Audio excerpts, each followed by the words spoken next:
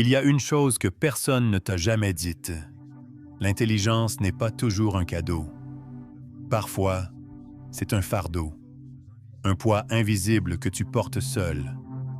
Tu observes, tu analyses, tu vois des choses que les autres ignorent. Et tu finis par te demander, pourquoi est-ce que je souffre autant de ce que les autres ne remarquent même pas? Arthur Schopenhauer, l'un des penseurs les plus sombres de l'histoire, l'avait compris. Plus tu vois clair, plus le monde devient pénible à supporter.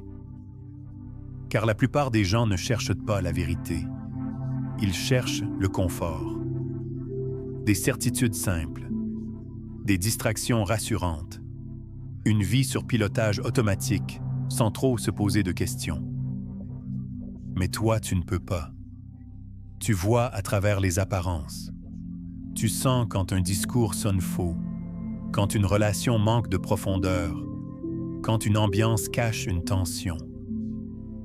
Et ça te fatigue. Pas physiquement, mais mentalement, émotionnellement.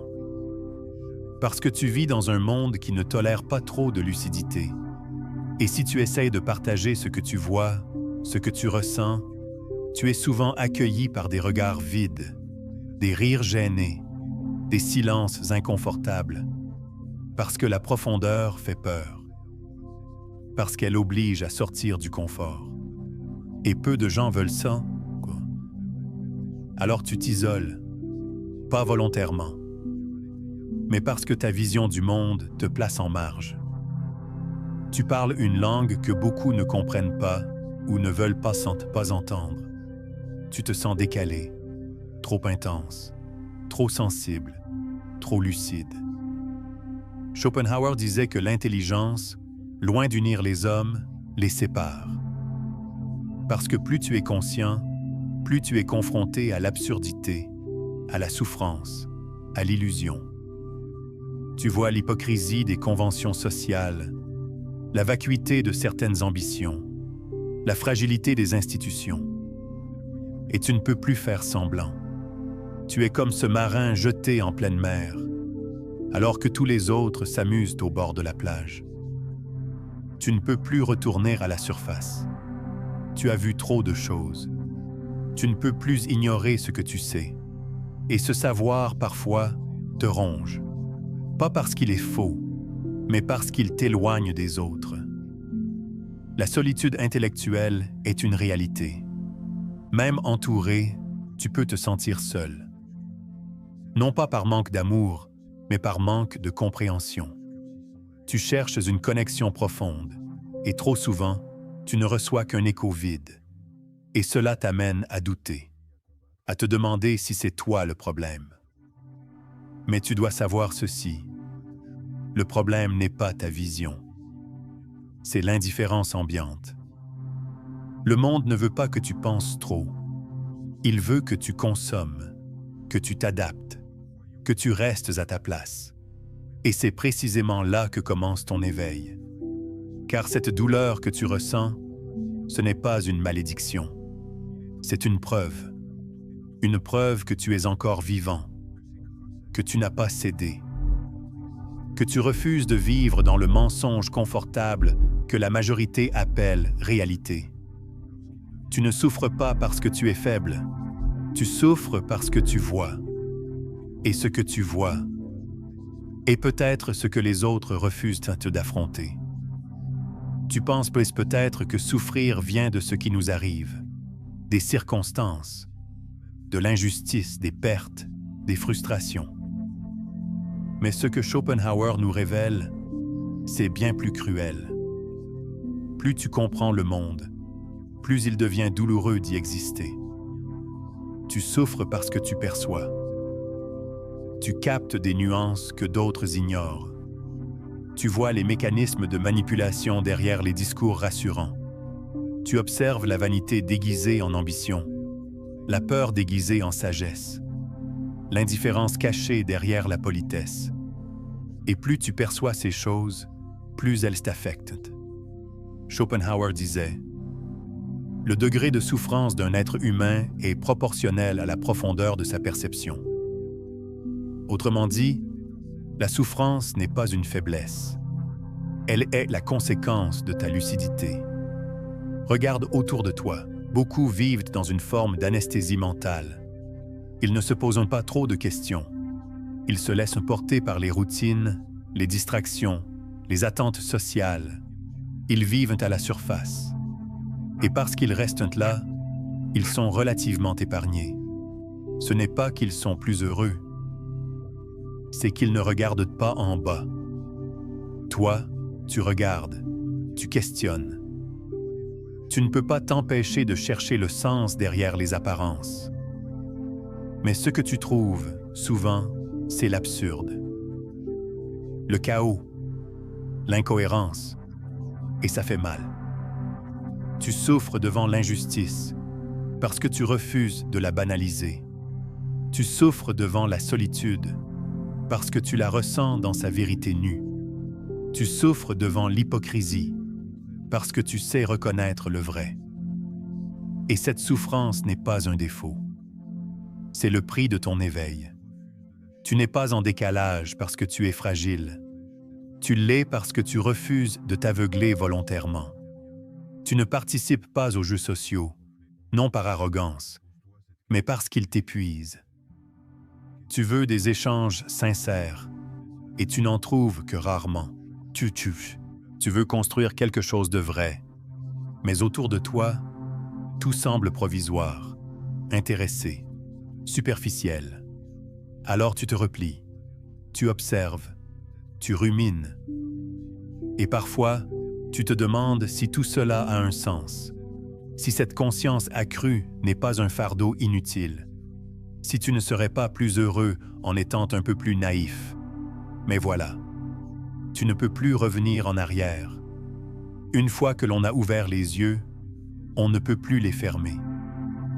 Et si la souffrance est le prix à payer, alors peut-être qu'elle est aussi un signe. Le signe que tu es encore capable de ressentir dans un monde qui t'entraîne à l'indifférence. Le signe que tu ne t'es pas perdu dans le confort, que tu n'as pas renoncé à la profondeur. Tu souffres, oui, mais ta souffrance est sacrée, parce qu'elle vient d'un regard qui ose voir. Et ce regard, même s'il te rend seul, est aussi ce qui fait de toi un être pleinement vivant. Si tu es quelqu'un de profond, tu as sûrement remarqué un phénomène étrange. Plus tu cherches la vérité, plus les autres s'éloignent. Tu veux comprendre.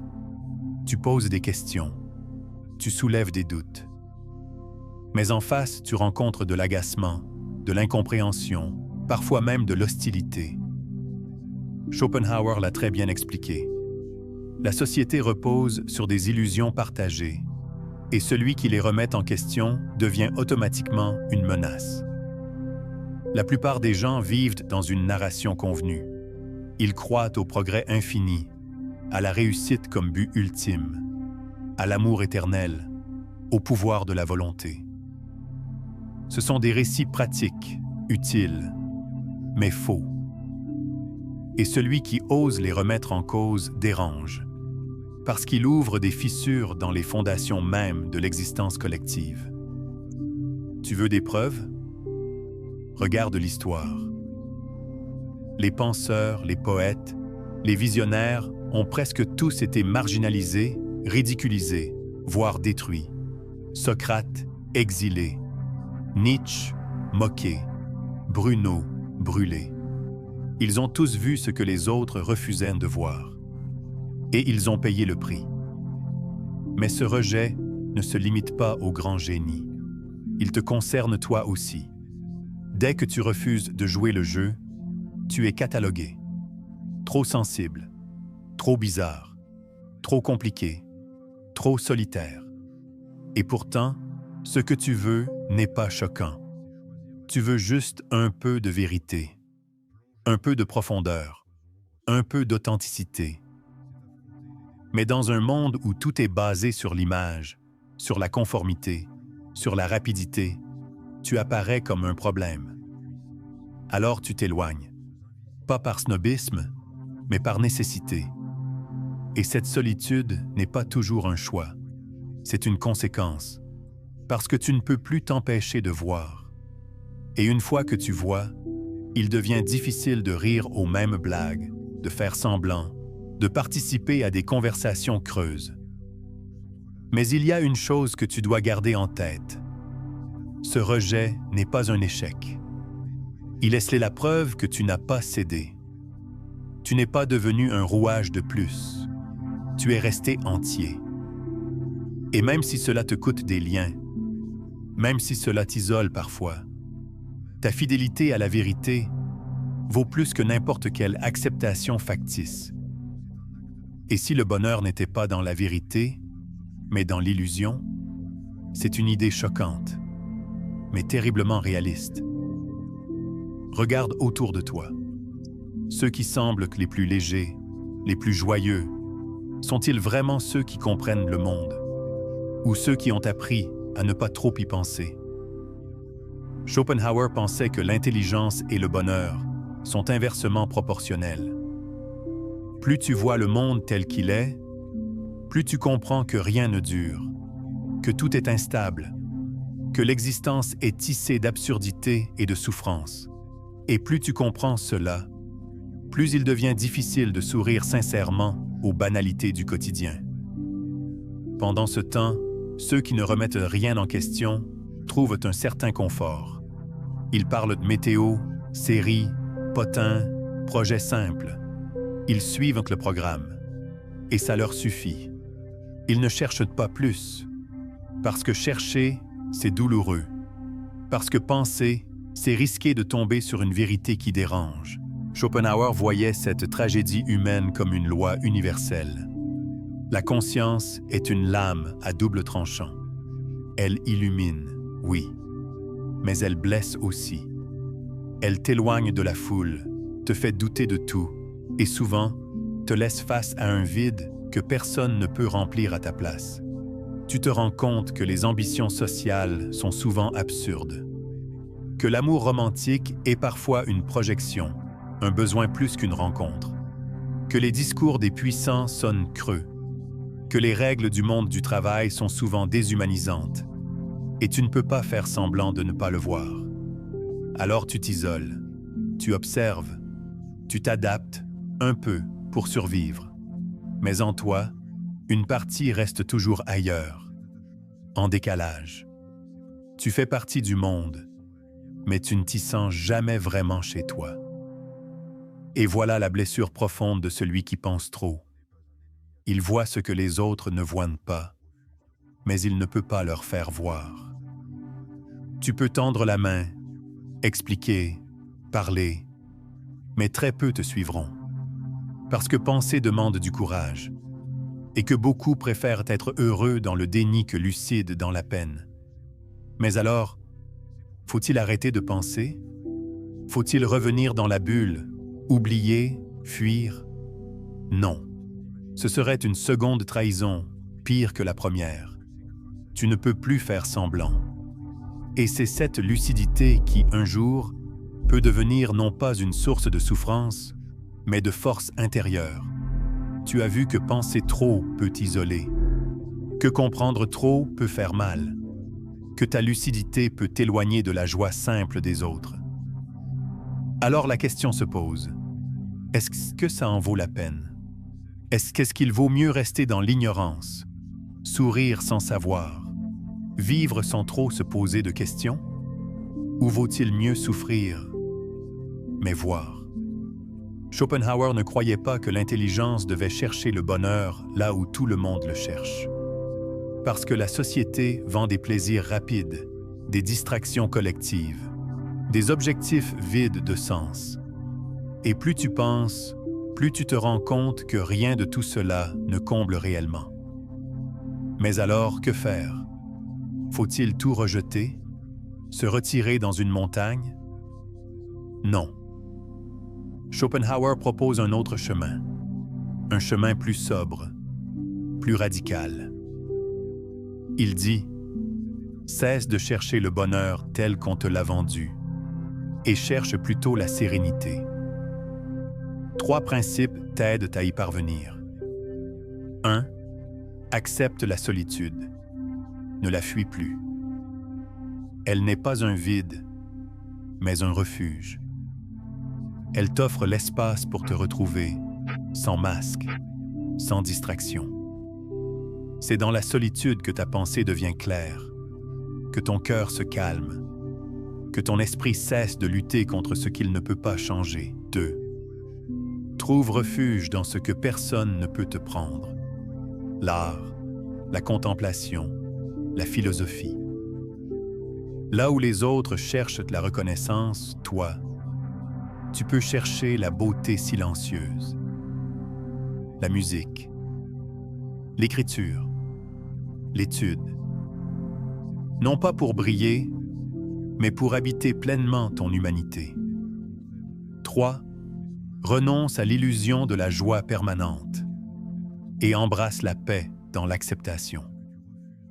Tu ne seras pas toujours heureux, tu ne seras pas toujours compris, mais tu peux être en paix avec ce que tu es.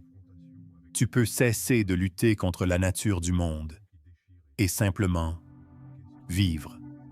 Schopenhauer ne promet pas une vie facile, mais il offre quelque chose d'inestimable, une vie lucide, droite, fidèle à elle-même. Et peut-être que dans cette fidélité, dans cette austérité choisie, se cache un trésor rare, celui de ne plus être prisonnier de rien. Ni des attentes, ni des illusions, ni des autres. Tu es peut-être seul, mais tu n'es pas perdu. Tu es peut-être incompris, mais tu es vrai. Et cela, dans ce monde qui glorifie le bruit, est déjà une forme de victoire. Si cette vidéo a touché quelque chose en toi, si tu sais ce que c'est que de penser trop, de voir trop, de te sentir seul au milieu du monde, alors abonne-toi. Ici, on ne glorifie pas l'intelligence. On parle de ce qu'elle coûte, de l'isolement qu'elle crée, de cette lucidité qui te coupe des autres, mais qui te rapproche de toi. Si tu ressens ce décalage, cette fatigue d'exister dans un monde qui va trop vite et pense trop peu, alors tu n'es pas seul. Abonne-toi, active la cloche et rejoins cette minorité silencieuse qui a compris que voir clair n'est pas une bénédiction, mais une responsabilité. Parce qu'ici, on ose penser, même quand ça fait mal.